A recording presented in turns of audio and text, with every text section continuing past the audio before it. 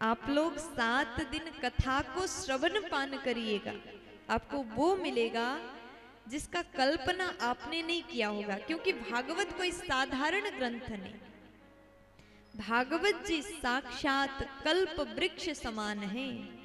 भागवत जी के सानिध्य में बैठ करके आपके मन में जो भी भाव आए वो पूर्ण हो जाता है।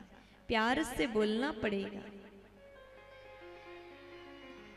भागवत भक्ति ज्ञान वैराग्य तत्व ही भागवत है।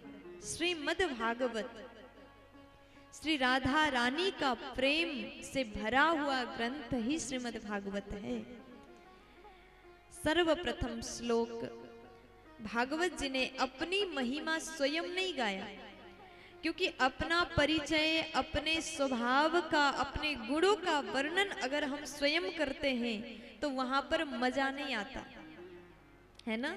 अगर आप बहुत अच्छे हैं, आप अपने रिश्तेदार में गए और कोई दूसरे आपकी परिचय कराते, ये हमारे भैया हैं या फिर ये हमारे भाभी हैं, बड़ी अच्छी है, स्वभाव की बड़ी सुंदर है, बहुत गुणवती है, तो आपको अच्छा लगेगा।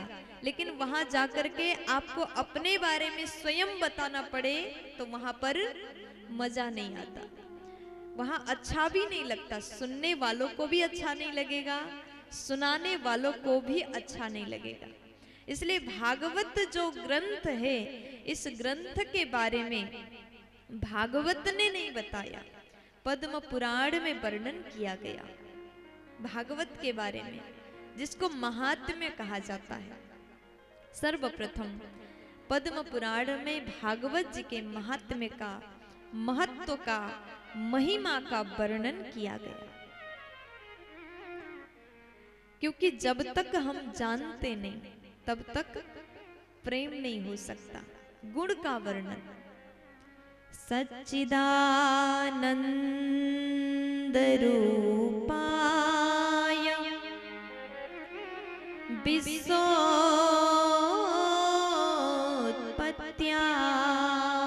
हेतवे तापत्रय विनाशाय श्रीकृष्णाय वयं नमः। सच्चिदानंद रूपाय, सच्चित आनंद रूपाय, सच्चिदानंद रूप। भगवान का रूप कैसा है? देखो, पहले आप किसी के भी बारे में सुनने जा रहे हो, किसी के कथा, किसी के लीला अगर सुन रहे हो तो सबसे पहली बात आप उसके स्वभाव के बारे में जानोगे, उसका रूप कैसा है, उसका गुण कैसा है, उसके बाद ही प्रेम होना संभव होगा। जब तक आप किसी को जानते नहीं, रूप गुण स्वभाव को नहीं जानते, तब तक प्रेम नहीं हो सकता। इसलिए कहा जाने बिनो ना होई परतीति,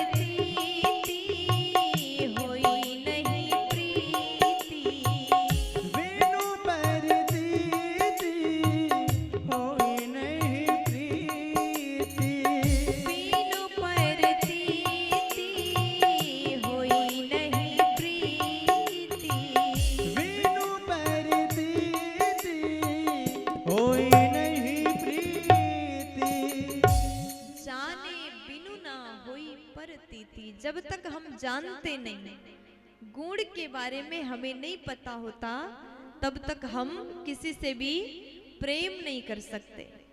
उसी प्रकार हम 7 दिन कथा सुन करके भगवान से प्रेम कर रहे हैं। इसलिए सबसे पहले उनके गुण के बारे में जानना अति आवश्यक है। प्यार से बोलना पड़ेगा, जोर से बोल दीजिए ना।